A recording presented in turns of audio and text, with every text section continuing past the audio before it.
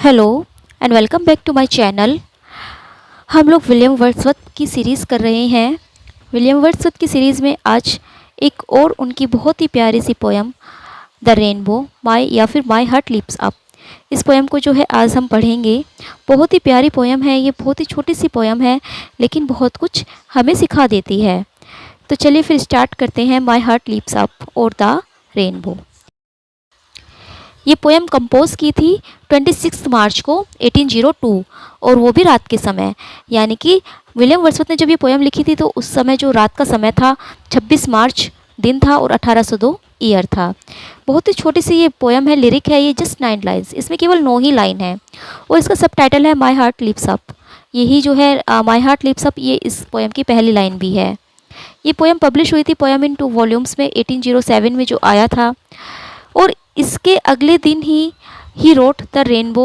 He began to write ode intimations of immortality, यानी कि जब उन्होंने द रेनबो पोएम लिखी थी तो इसके नेक्स्ट डे ही उन्होंने एक और अपना वर्क लिखना स्टार्ट किया था, ओड इंटीमेशंस ऑफ इमोर्टैलिटी। और जो इसकी लास्ट 3 लाइन्स हैं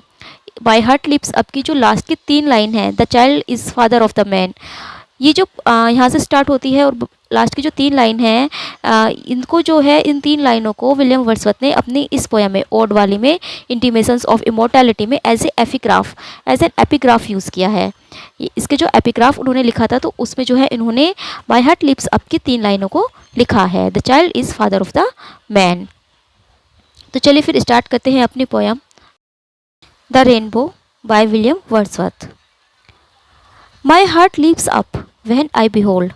अ रेनबो इन द स्काई। यहाँ पर विलियम वर्ड्सवर्थ कहते हैं कि मेरा जो हृदय है वो खुशी से उछलने लगता है, खुशी से उछल पड़ता है। वहन जब भी आई बिहोल्ड मैं देखता हूँ, अ रेनबो एक इंद्रधनुष, इन द स्काई आकाश में, कि जब भी मुझे आकाश में इंद्रधनुष दिखाई दे तो मेरा जो हृदय है वो खुशी से उछल पड़ता है। जैसे किसी बच्चे को या किसी भी व्यक्ति को उसकी मनपसंद की चीज़ मिल जाए तो वो बहुत खुश हो जाता है, तो उसी तरह से जो विलियम वर्ड्सवर्थ है उनका हार्ट भी बहुत खुश हो जाता है, वो बहुत खुश हो जाते हैं जब भी वो किसी इंद्रधनुष को देखते हैं।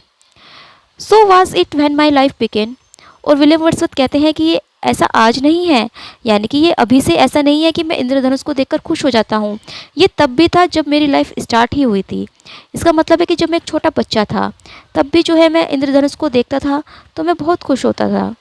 सो is it now I am a man, और आज भी जब मैं कि एक आदमी बन गया हूँ, मैं एडल्ट हो गया हूँ, यानी कि मैं एक यंग मैन बन चुका हूँ,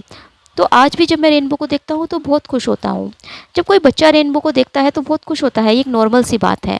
लेकिन जब हम बड़े हो जाते हैं तो शायद इतना इंटरेस्ट हमें इन सब चीज़ों में नहीं रहता। लेकिन विलियम वर्ड्सवर्थ कहते हैं कि मैं जब छोटा बच्चा था मैं तब भी इतना ही खुश होता था रेनबो को देखकर, और अब मैं जब बड़ा हो गया हूँ तब भी मैं इतना ही खुश होता हूँ। So be it when I shall grow old, और यहाँ पर वो ये कहते हैं कि ये चीज़ें अब भी नहीं रुकेगी, ये नहीं है कि बस अभी जो है मैं देखा और मैं खुश हो गया लेकिन आगे ऐसा नहीं होगा, आगे भी ऐसा होगा चाहे मैं बूढ़ा ही क्यों ना हो जाऊं, यानी कि जब मैं बूढ़ा हो जाऊंगा तब भी मेरे साथ ऐसा ही होगा, तब भी जब मैं इंद्रधनुष को देखूंगा तो मैं खुशी से उछल पड़ूंगा, मैं बहुत खुश हो जाऊंगा, मुझे इंद्रधनुष को देखने में बहुत खुशी मिलेगी उस वक्त भी जबकि मैं बूढ़ा हो जाऊंगा। और लेट मी डाई, या फिर मैं मर जाऊं, यानी कि जब तक मैं मर नहीं जाता तब तक जब भी इंद्रधनुष को देखूंगा मैं बहुत ही खुश होऊंगा।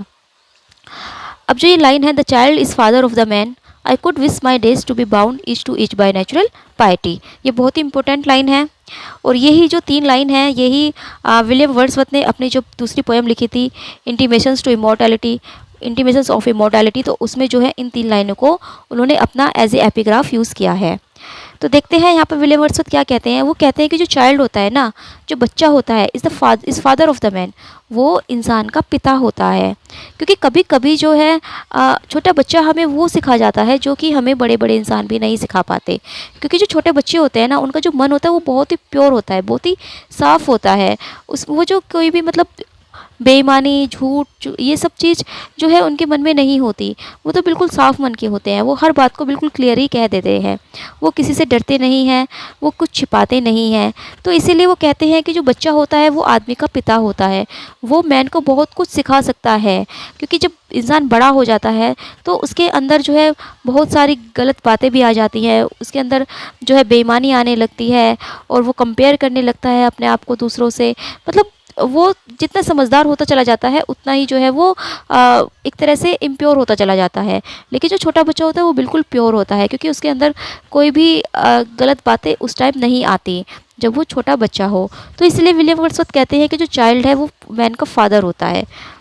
आई कुड, और वो कहते हैं कि I could wish my days to be bound each to each by natural piety. तो वो कहते हैं कि मेरे जितने भी दिन बचे हैं लाइफ के, तो मैं चाहता हूँ कि मेरे आने वाले दिन जो है वो बाउंड रहे, यानी कि वो बंधे हुए हों बाय नेचुरल पाइटी, इस प्रकृति की शक्ति से। पाइटी होता है यानी कि जैसे हम देव भक्ति करते हैं, भगवान की जो हम पूजा करते हैं। तो लेकिन विलियम वर्ड्सवर्थ तो नेचर के पुजारी थे, प्रकृति के पुजारी वो थे। तो वो कहते हैं कि मैं इस प्रकृति की भक्ति करना चाहता हूँ, मैं जो हूँ इस प्रकृति से बंध जाना चाहता हूँ, और मैं चाहता हूँ कि मेरे आने वाले दिन जो है, मेरी ज़िंदगी के जितने भी दिन बचे हैं, या मैं अपनी पूरी ज़िंदगी जो है इस प्रकृति की भक्ति करता रहूँ, इस प्रकृति के गुणगान मैं करता रहूँ, मैं इसी प्रकृति में जीऊँ और मैं इसी प्रकृति में मरूँ। तो यहाँ पर जो है विलियम वर्ड्सवर्थ ने प्रकृति की बहुत ही ज़्यादा सुंदर डिस्क्रिप्शन यहाँ पर दी है।